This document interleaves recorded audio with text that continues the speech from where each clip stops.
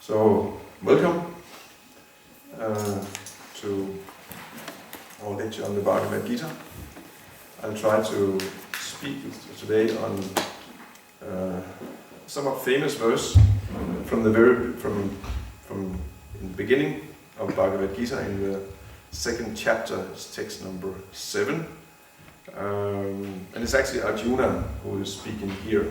Krishna hasn't started speaking yet. Really started speaking. He just added a few verses after this. But here, this verse is kind of Arjuna's conclusion of his speak to Krishna when he starts. He's of course, Arjuna starts talking in the Bhagavad Gita how he feels he cannot fight in this horrible war, fight against his family and all the horrible consequences of this war, and he wants to withdraw. And of course, Krishna, he has then interjected, but this is not, this is weakness, Arjuna. This is not someone who's really highly advanced in culture and civilization and spiritual understanding. Doesn't talk like that. This is just weakness, Arjuna. And then Arjuna says, but how can I fight? Here are my superiors, Bhishma, Drona, my teacher, my guru, my grandfather. They are worshipable by me. How can I fight with them? Throwing arrows at them. And so in this way, but then Arjuna, he in this verse here, he actually says, I'm completely confused. I'm bewildered, perplexed. What to do? This is Arjuna's final statement to Krishna. What to do? And Krishna, please instruct me. And then on, Krishna, he picks up and he starts instructing Arjuna. So here, it's a very interesting scene, and also Prabhupada has a very nice purport of this. And then, so I'll try to read that. Please listen. This is the best part of the lecture you'll hear now. From after reading, it will just go downhill. So here, Sanskrit goes, Kapanya tosopa hata svabhava prichami tvang dharma samudra cheta yat sreya shan nisitam bruvitan me sishas teham sadimam svam prapanam. Now I'm confused about my duty and have lost all composure because of miserly weakness. In this condition, I'm asking you to tell me for certain what is best for me. Now I am your disciple and soul surrendered unto you. Please instruct me. Purport by Srila Prabhupada. By nature's own way, the complete system of material activities is a source of perplexity for everyone.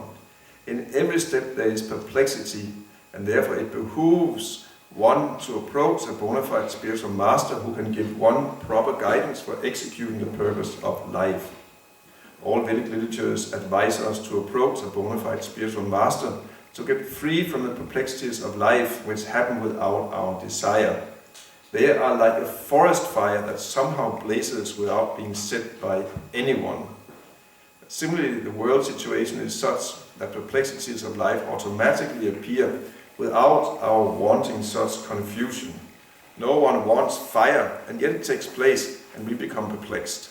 The Vedic wisdom therefore advises that in order to solve the perplexities of life and to understand the signs of the solution, one must approach a spiritual master who is in the disciplic session. A person with a bona fide spiritual master is supposed to know everything. One should not therefore remain in material perplexities, but should approach a spiritual master. This is the purport of this verse. Who is a man in material perplexities? It is he who does not understand the problems of life. In the Brihad Aranyaka Upanishad 3.8.10, the perplexed man is described as follows. Yovaitat aksharam gya viditvasma lokat praitasa kripana. He is a miserly man who does not solve the problems of life as a human and thus quits this world like the cats and dogs without understanding the signs of self-realization. This human form of life is a most valuable asset for the living entity who can utilize it for solving the problems of life. Therefore, one who does not utilize this opportunity properly is a miser. On the other hand, there is a Brahmana, or he who is intelligent enough to utilize this body to solve all the problems of life. Ya itat aksharam gaki viditvasma loka praitasa Brahmana. The Kripanas, or miserly persons, waste their time in being overly affectionate for family, society, country, etc., in the material conception of life. One is often attached to family life, namely to wife, children, and other members, on the basis of skin disease. The Kripana thinks that he is able to protect his family members from death, or the Kripana thinks that his family or society can save him from the verge of death. Such family attachment can be found even in the lower animals who take care of children also. Being intelligent, Arjuna could understand that his affection for family members and his wish to protect them from death were the causes of his perplexities. Although he could understand that his duty to fight was awaiting him, still on account of miserly weakness he could not discharge the duties. He is therefore asking Lord Krishna, the Supreme Spiritual Master, to make a definite solution. He offers himself to Krishna as a disciple. He wants to stop friendly talks. Talks between the master and the disciple are serious, and now Arjuna wants to talk very seriously before the recognized spiritual master. Krishna is therefore the original spiritual master in the science of Bhagavad Gita, and Arjuna is the first disciple for understanding the Gita. How Arjuna understands the Bhagavad Gita is stated in the Gita itself. So,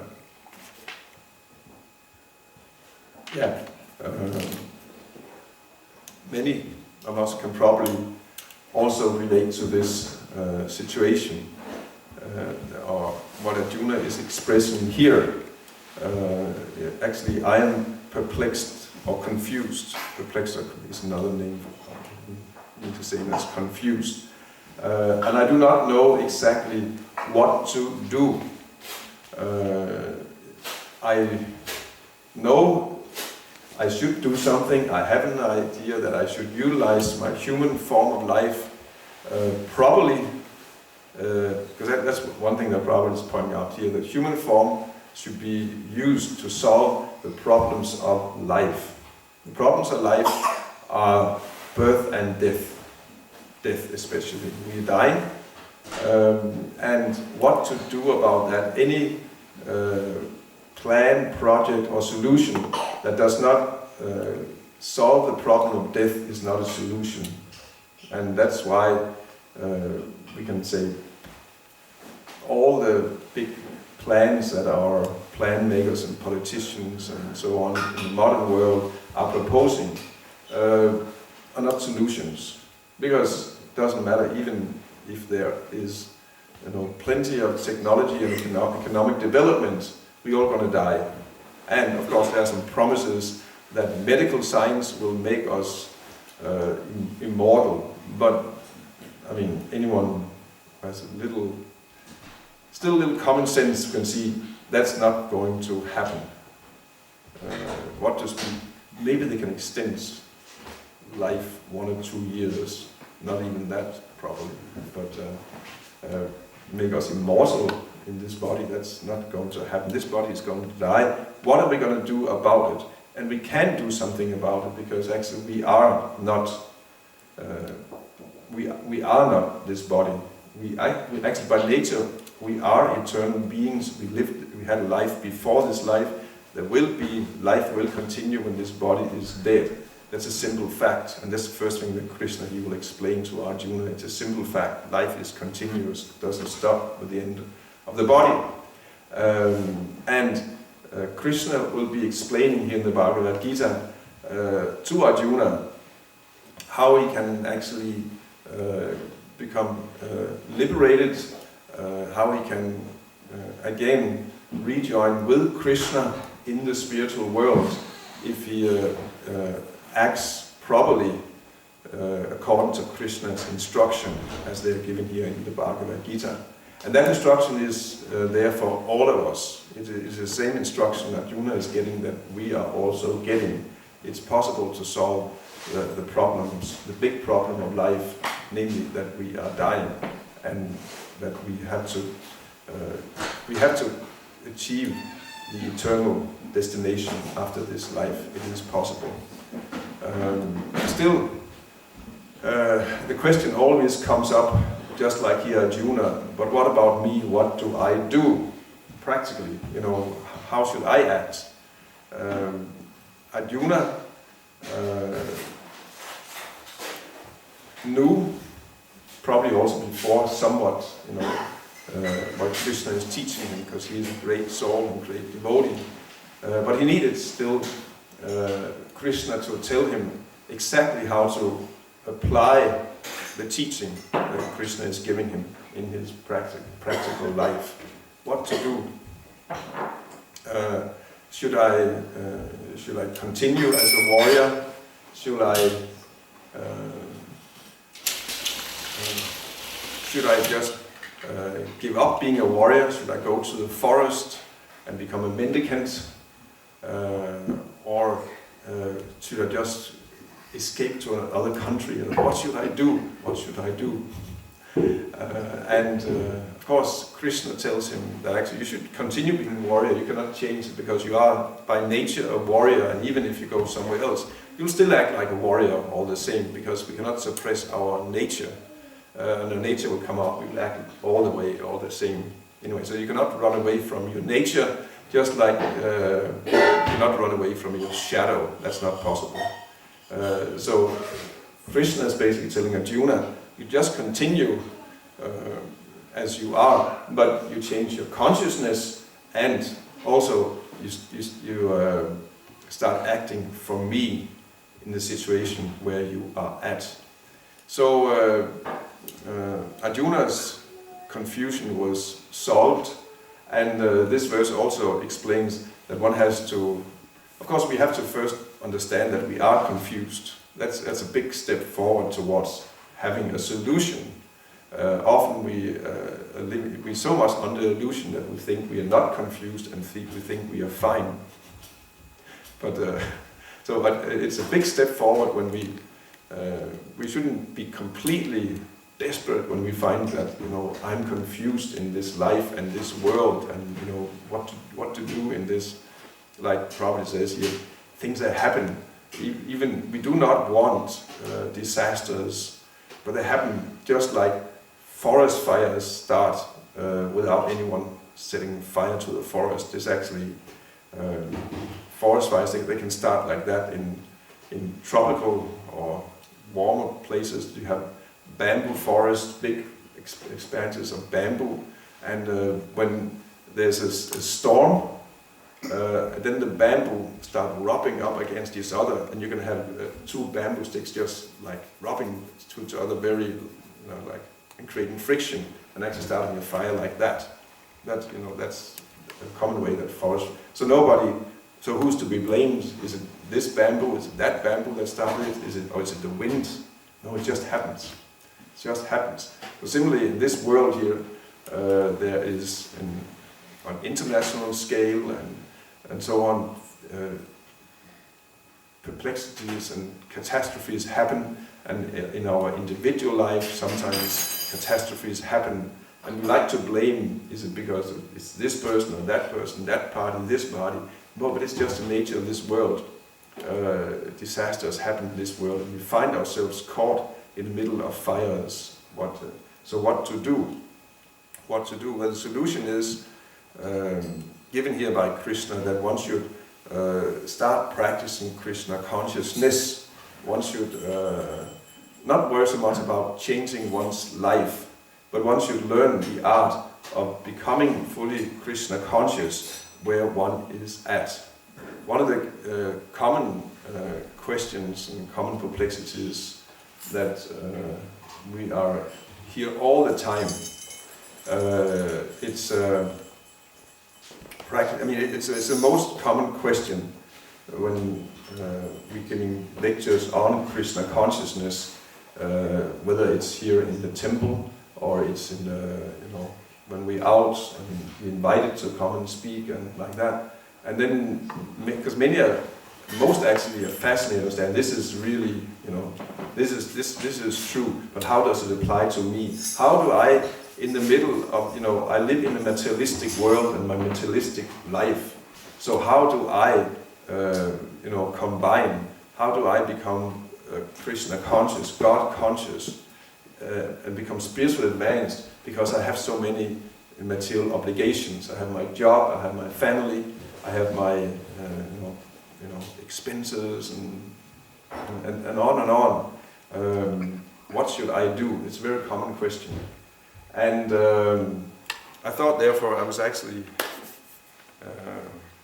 one devotee, it was yesterday, asked, we can even talk about that little here, and I want to, first of all, this addresses it somewhat. One should ask advice. If we find ourselves in a perplexed situation, one should ask advice, not necessarily from anyone, but from a realized soul, from a spiritual master, someone who actually can see clearly, like Krishna, of course, is the Supreme Personality of Godhead himself. He is God himself, so he is completely outside. He's not affected by this material world. He's not part of it, and he can very clearly see what should be done and what should not be done. And similarly, someone who is connected with Krishna, he can also see what should be done. So Prabhu is one like that, who can see what should be done, even when we are in the middle of it, very confused, and sometimes we feel ourselves bound by hand and foot. We're not free. Maybe we have obligation. Of course, everyone is free in one sense. We could, any of us could, could get up and just walk, and just, and never be seen again by job or family or like that. Who can stop us? You can do that. In that sense, we're free. But is that the right thing to do? Probably not. That's why we're not doing it, because we feel that actually we have obligations and we should fulfill them. And that's also, Krishna is saying that actually these obligations are actually obligations to me ultimately. But still then the question remains, how can one advance and become spiritually advanced in any situation, including a standard family situation. Most of us live in family, we have wife, we have children, we have jobs. So what do we do in our practical situation? Because sometimes, especially when it comes to the temple, one has the impression that this philosophy, this lifestyle, is for someone who can live like a monastic life. You can live like brahmacharis or renounced persons who have very few obligations, and then you can really practice. And it's not for anyone else, but that's actually completely false. It is possible to practice Krishna consciousness. Anyone can do it. Man, woman, young, old, child, big businessman, housewife, anyone can actually do it. But it takes some guidance how to do it. And Prabhupada here, he gives some, of course, there's one, now let me take here, where was that?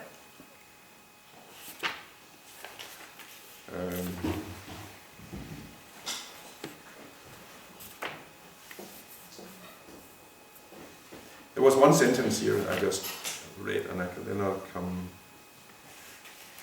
It says here, it says about the creeperness or miserly persons waste their time in being overly affectionate for family, society, country, etc. in the material conception of life.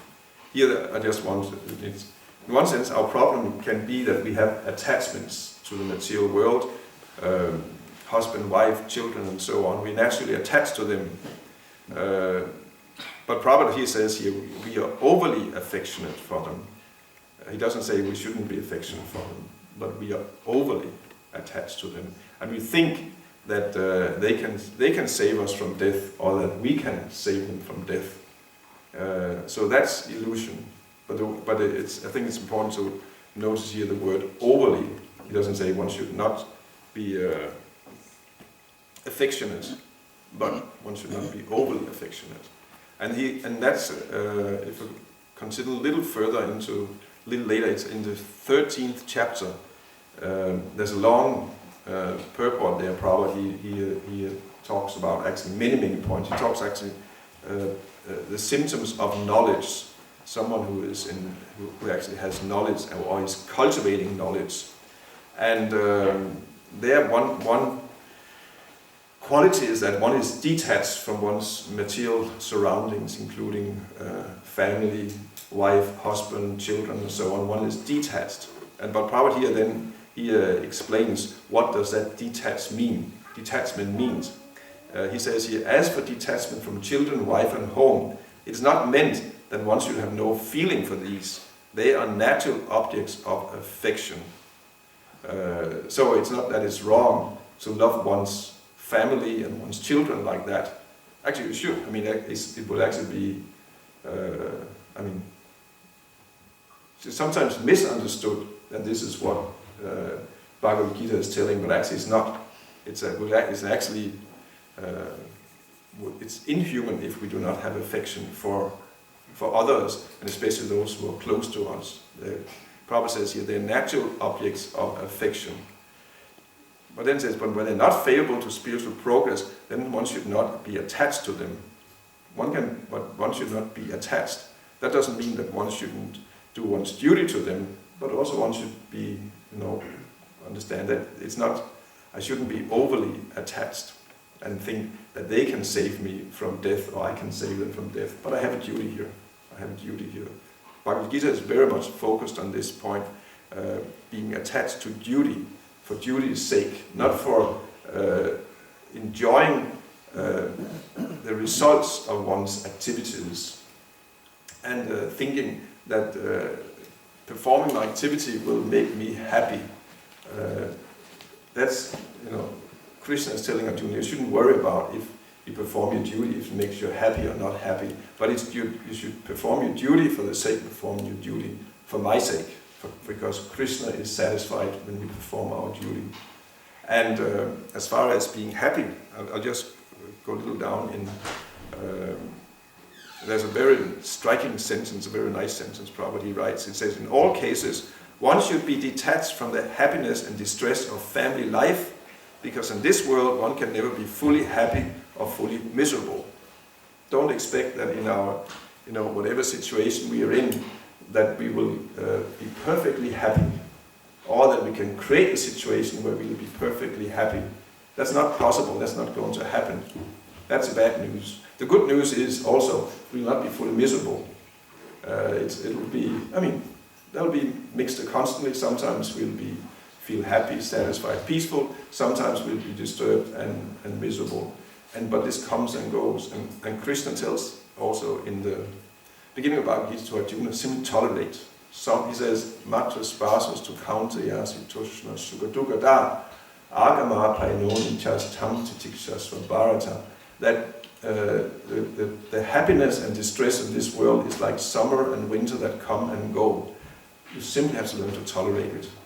It's not, we live in a latitude where we have winters that are, it's cold, windy, snow, frost, and like that, and we don't like it. But what can we do? We cannot do anything, we can just tolerate it. And, be patient. And then after some months, then again, now we get into springtime. And then it will be summer, and then it's very nice. But again, also, don't be too attached, because it's also temporary. And there'll become a winter again, that's temporary. So these ups and downs, we should simply not be focused on them or attached to them. Simply tolerate, be transcendental to them. So, and I just find this is a very, this sentence is one of my favorite sentences from Prabhupada's Bhagavad Gita, that in this world one can never be fully happy or fully miserable. And it's nice meditation, because one is not, when there's some misery, one is not disturbed, because, okay, they'll go over. And also when there's some happiness, one doesn't get too carried away or too intoxicated or elated, because, okay, that will also, now I'm happy, perfect, but it'll also go away. And so here, but still, here Prabhupada, he writes how one can become happy in family life, and how actually one can be Krishna conscious within family life. He writes here, the best process for making the home pleasant is Krishna consciousness. If one is in full Krishna consciousness, he can make his home very happy, because this process of Krishna consciousness is very easy. So now Prabhupada is telling here actually how family life can become very happy. He's not telling how one should make money, or anything like that, but he's telling how we add the spiritual dimension to our family life. So actually, that's where we get the happiness from. And the rest is something we do, it's our duty, but here he's telling, add Krishna to your life. He says here, one need only chant Hare Krishna, Krishna Krishna, Hare Ram, Ram Ram, Hare. And then accept the remnants of foodstuff offered to Krishna, have some discussion on books like Bhagavad Gita and Srimad Bhagavatam, and engage oneself in deity worship. These 4 things will make one happy. So Prabhupada said, I'll just read one sentence more.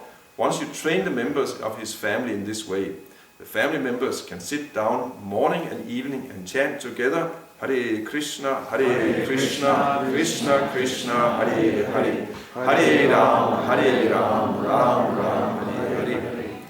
If one can mold his family life in this way to develop Krishna consciousness following these 4 principles, then there is no need to change from family life to renounced life. So that's actually what Prabhupada says. It's a simple thing. One should do 4 things with one's family. These are also things that is practiced here by devotees who are based here in the temple here. This is actually the lifestyle that Prabhupada he introduced. And here you see that devotees come and sit down and we chant or sing together Hare Krishna. Hare Krishna, Krishna Krishna, Hare Hare, Hare Rama, Rama Rama, Hare Hare. Yeah, with instruments. We sit down. We play harmonium, we play drums, we play kartals like that, and then we sit down and we sing. And actually, if you think about it, wouldn't that be a nice thing if you have a family and you have a couple of children?